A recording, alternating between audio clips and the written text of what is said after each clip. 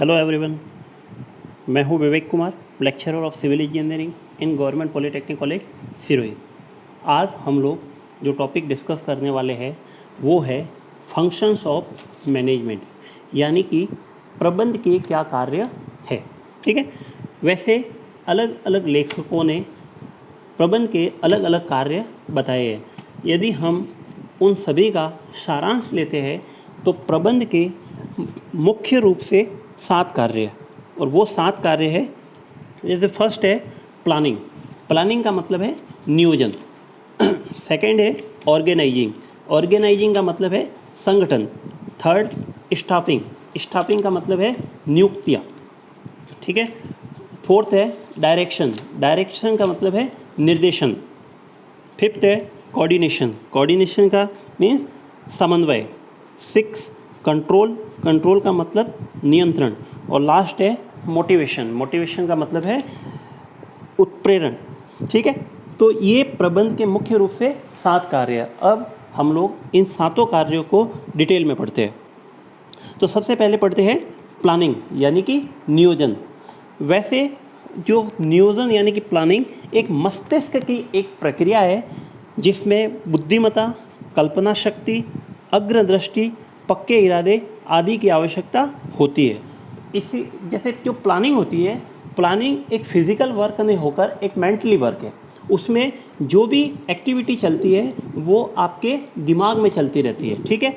और प्लानिंग को एग्जीक्यूट सही तरीके से एग्जीक्यूट करने के लिए प्रबंध के जो प्रबंध का जो मुख्य मैनेजर होगा उनमें जैसे बुद्धिमत्ता, कल्पना शक्ति यानी कि फोरसाइट, यानी कि भविष्य की संभावनाओं या भविष्य में आने वाली समस्याओं या संभावनाओं को वो अग्रदृष्टि पढ़ सके, पहले से पढ़ सके। अग्रदृष्टि, पक्के इरादे, यानी कि प्लानिंग बनाते वक्त जो भी प्लानर होता है उसको समय समय पर अधिक डिसीजन या कोई भी कठोर डिसीजन लेने की आवश्यकता होती है। तो वह जो प्लानर होता है वह इस चीज़ में सक्षम हो कि वो उसमें डिसीजन ले सकता हो। ठीक है। तो अतः नियोजन का अर्थ यह है कि पूर्व में ही यह निश्चय कर देना कि किसी कार्य को किसी निश्चित उद्देश्य की पूर्ति हेतु किस तरह, किस स्थान पर, किस समय तथा किसके द्वारा किया जाना चाहिए। यानी कि जो प्लानिंग का जो मुख्य कार्य होता है कि जो भी अपने लिए जो निर्धारित लक्ष्य है या किसी ऑर्गेनाइजेशन या उपक्रम के जो भी निर्धारित लक्ष्य है, उन निर्धारित लक्ष्यों को पूरा करने के लिए आपको एक प्लानिंग की ज़रूरत है। एक पूरी प्रोसीजर आपको बनानी है कि वहाँ उपक्रम में काम करने वाले लोग यानी कि ऑर्गेनाइजेशन में काम करने वाले लोग किस समय, किस स्थान पर, किस तरह काम को कंप्लीट करेंगे जिससे अपने को भौतिक लक्ष्य, अपने जो भौतिक लक्ष्य है वो पूरे हो सके। ठीक है। तो दूसरे शब्दों में यह भी कहा जा सकता है कि नियोजन वांछित परिणामों को प्राप्त करने के लिए कार्य की विधि ज्ञात करना है। यानी कि अपने जो भी निर्धारित लक्ष्य है उन निर्धारित लक्ष्यों को पूरा करने के लिए जो भी अपने को प्रोसीजर एडॉप्ट करनी है, जो भी कार्य विधि अपने को एडॉप्ट करनी है, उस कार्य विधि को बनाना ही नियोजन का कार्य है। ठीक है। किसी भी प्रतिष्ठान के उद्देश्य नियोजन में उद्देश्यों का मान, तथ्यों को एकत्रित कर उनका विश्लेषण, मान्यताओं के आधार पर विभिन्न विकल्पों का निर्धारण कर सही निष्कर्ष पर पहुंचना तथा उनका अवलोकन करना सम्मिलित होता है। प्लानिंग में जो प्रोसीजर एडॉप्ट करने के साथ में जो प्लानिंग का मेन कार्य होता है वो होता है कि सपोज करो आपके जो निर्धारित लक्ष्य है उन लक्ष्यों को पूरा करने के लिए आपके पास 3 से 4 मेथड या 3 से 4 टेक्नोलॉजी है। तो उन सभी टेक्नोलॉजी या उन सभी प्रोसीजर का आप स्टडी करोगे, उनका एनालिसिस करोगे। एनालिसिस करने के बाद में आपको जिससे सबसे अच्छे रिजल्ट या जिसके एडवांटेज डिसएडवांटेज को स्टडी करके जिससे सबसे अच्छे एडवांटेज मिल रहे हैं उस प्रोसीजर को एडॉप्ट करोगे और वही कंपनी में मैन्युफैक्चरिंग के लिए वो प्रोसेस एडॉप्ट की जाएगी। ऑर्गेनाइजेशन के सभी लोग उसी प्रोसीजर के अकॉर्डिंग कार्य करेंगे। ठीक है। इससे स्पष्ट है कि नियोजन एक ऐसी प्रक्रिया है जो अनिश्चितताओं को निश्चितता में बदलती है, भविष्य की कल्पना करती है तथा प्रतिष्ठान के उद्देश्यों की प्राप्ति के लिए सर्वश्रेष्ठ विकल्प का चुनाव करती है। यही कारण है कि नियोजन को प्रबंध के कार्यों में सर्वोपरि स्थान मिलाया जाए। इसीलिए कहा गया है कि यदि किसी ऑर्गेनाइजेशन की यदि प्लानिंग अच्छी कर रखी है तो वह एक तरह से असंभव कार्य को भी संभव करने की संभव कर सकती है। ठीक है, यानी कि निश्चितता अनिश्चितता को भी निश्चितता में बदल सकती है, या फिर वो भविष्य की यानी कि फ्यूचर में आने वाली समस्याओं का पहले से अवलोकन कर सकती है, देख सकती है कि अपने को फ्यूचर में किन किन समस्याओं को से गुजरना पड़ेगा, और पूरी जो इंडस्ट्री की जो प्लानिंग होती है वो उन समस्याओं को ध्यान में रखते ही, या जो फ्यूचर का जो स्कोप है उस स्कोप को ध्यान में रखते ही प्लानिंग की जाती है। ठीक है, इसीलिए जो मैनेजमेंट होते हैं, मैनेजमेंट का जो सबसे मुख्य कार्य होता है वो होता है प्लानिंग। ठीक है, पूरी इंडस्ट्री इसी पर डिपेंड होती है कि उनके जो भी निर्धारित लक्ष्य है वो समय पर पूरे हो पाएंगे या नहीं। ठीक है, नियोजन प्रत्येक कार्य को इस प्रकार संपादन करने की विधि का चयन करता है ताकि उत्कृष्ट परिणाम प्राप्त हो। इसीलिए ही भविष्य में क्या करना है उनको पूर्व में निर्धारण कर लेने को ही नियोजन कहा गया है। नियोजन के लिए वैज्ञानिक ढंग से अध्ययन तथा अनुसंधान आवश्यक है ताकि कार्य कम से कम समय में मितव्ययतापूर्ण संपन्न किया जा सके। वही मैं बोला कि जो भी प्लानिंग है उस प्लानिंग में जितने भी प्रोसीजर है उस प्रोसीजर को स्टडी करके उनका एनालिसिस करें, यदि ज़रूरत है तो उनकी वैज्ञानिक ढंग से उनकी स्टडी कीजिए, उनका रिसर्च वर्क कीजिए, और रिसर्च वर्क करने के बाद में फाइनल जो अपनी जो जिसमें सबसे बेस्ट रिजल्ट आते हो उस प्रोसीजर को एडॉप्ट करो, जिससे कम से कम समय में कम से कम लागत मिलकर अपने अधिक से अधिक मुनाफा या फिर जो भी भौतिक लक्ष्य है उनको समय पर अपन प्राप्त कर सके। ठीक है, तो ये था प्लानिंग का मुख्य कार्य। दूसरा है ऑर्गेनाइजेशन यानी कि संगठन, इसको ऑर्गेनाइजिंग भी बोलते हैं।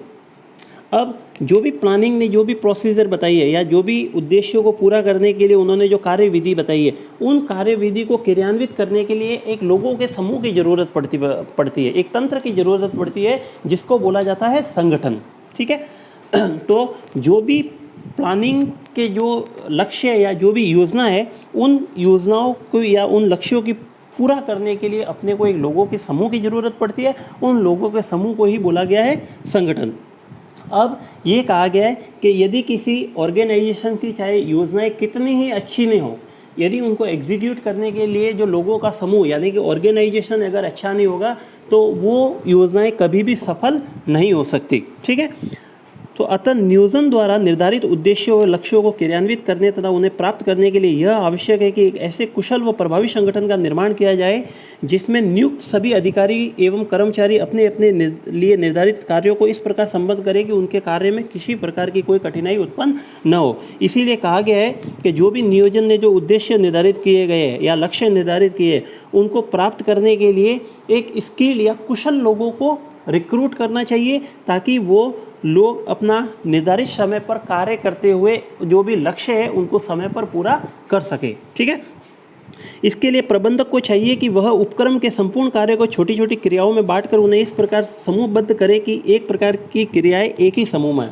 इसीलिए जो मैनेजमेंट के जो लोग होते हैं उनको क्या होता है कि जो भी ऑर्गेनाइजेशन के लोग हैं उनको ग्रुप में डिवाइड कर दे, यानी कि एक टाइप का वर्क है तो उसके लिए एक ग्रुप रखे, वो ग्रुप आपस में मिलकर अपने कार्य को एग्जीक्यूट करते जाएंगे और उससे निर्धारित लक्ष्य अपने पूरे होते जाएंगे। ठीक है, उन्हें अपने कार्यों को कुशलतापूर्वक तथा उत्साहपूर्वक संपन्न कराने के लिए पर्याप्त अधिकार एवं सुविधाएं उपलब्ध होनी चाहिए। उपक्रम में संगठन की आवश्यकता इसलिए भी है ताकि न्यूनतम प्रयासों से संस्था के उद्देश्यों को पूरा किया जा सके, उपलब्ध साधनों का अपव्यय न हो, कार्यरत व्यक्तियों के मध्य मधुर संबंधों की स्थापना की जा सके। इसी कारण से प्रबंधक को एक संगठन तथा संगठन को प्रबंध का तंत्र कहा गया है।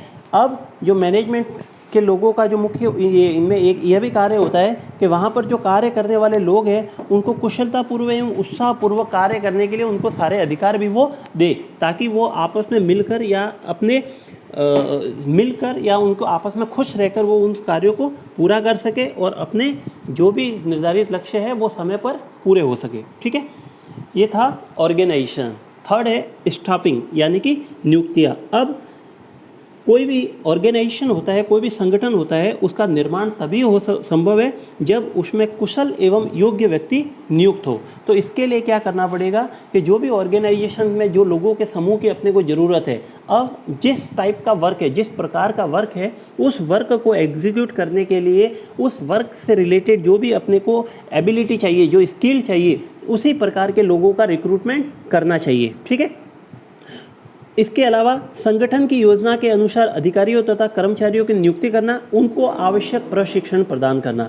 अब जो भी उन्होंने रिक्रूट किए हैं उनको इस इनिशियल स्टेज पर या समय समय पर उनको प्रशिक्षण प्रदान करें, यानी कि जो भी वो कार्य कर रहे हैं उन कार्यों से रिलेटेड उनको समय समय पर ट्रेनिंग दिलाए जाने की व्यवस्था करनी होती है। ठीक है।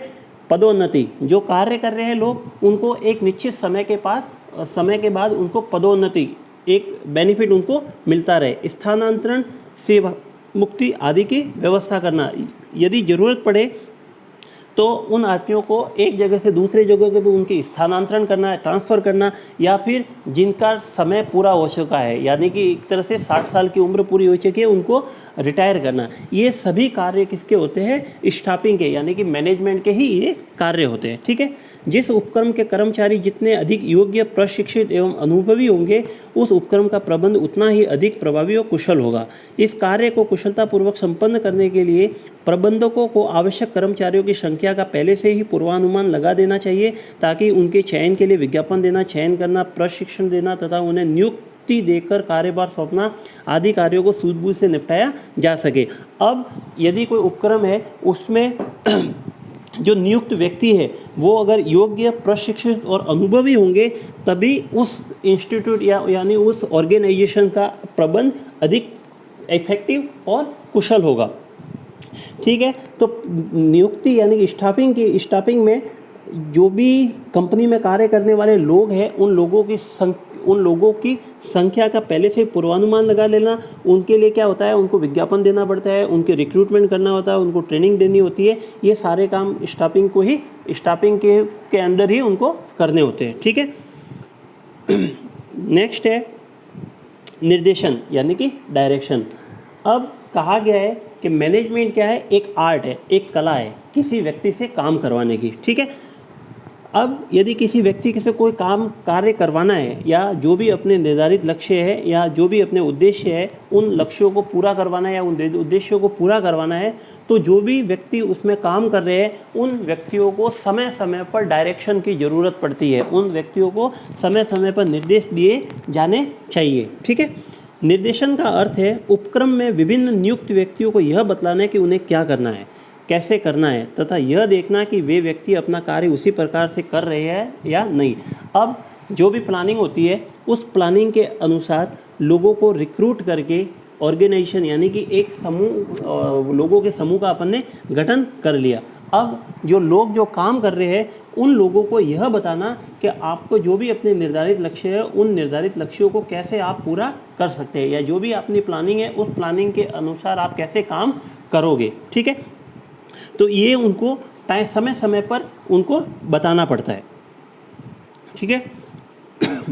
निर्देशन प्रबंध का महत्वपूर्ण कार्य इसलिए है क्योंकि यह संगठित प्रयत्नों को प्रारंभ करता है, प्रबंधकीय निर्णयों को वास्तविकता का जामा पहनाता है और उद्योग अथवा व्यवसाय को अपने उद्देश्य और लक्ष्यों को प्राप्त करने की दिशा में अग्रसर करता है। यानी कि वही जो कार्य करने वाले लोग हैं, यदि उनको समय समय पर अपन डायरेक्शन या उनको निर्देशन देते रहेंगे तो वो जो भी भौतिक लक्ष्य है उन भौतिक लक्ष्यों को प्राप्त करने के लिए सही दिशा में वो कार्य करेंगे। ठीक है। प्रत्येक प्रबंधक को, चाहे वो प्रबंध के किसी भी स्तर पर कार्य क्यों नहीं करता हो, अपने अधीनस्थ कर्मचारियों के कार्यों को सही दिशा में प्रस्तुत करने के लिए उनका निर्देशन करना पड़ता है। अब जितने भी मैनेजमेंट के लोग होते हैं उन मैनेजमेंट को लोगों को अपने अंडर काम करने वाले लोगों के कार्यों की समय समय पर समीक्षा करनी पड़ती है। समय समय पर उनको देखना पड़ता है कि वो व्यक्ति सही कार्य कर रहे हैं या नहीं। अगर नहीं कर रहे हैं तो उनको उनकी उस कार्य से रिलेटेड उनको निर्देश दिए जाते हैं। ठीक है। ये था डायरेक्शन। नेक्स्ट है कोऑर्डिनेशन यानी कि समन्वय। अब एक ही कार्य के विभिन्न व्यक्तियों द्वारा भिन्न भिन्न रूप से व्याख्या करना मानव जाति का स्वभाव है। इन वैचारिक मतभेदों से उपक्रम के सामूहिक उद्देश्यों को पूर्ण करना कठिन है। इन उद्देश्यों की प्राप्ति के लिए व्यक्तिगत क्रियाओं, विचारों, कार्यकलापों तथा भावनाओं में सामंजस्य लाना आवश्यक है। अब जैसे एक ही कंपनी में अलग अलग लोग कार्य करते हैं।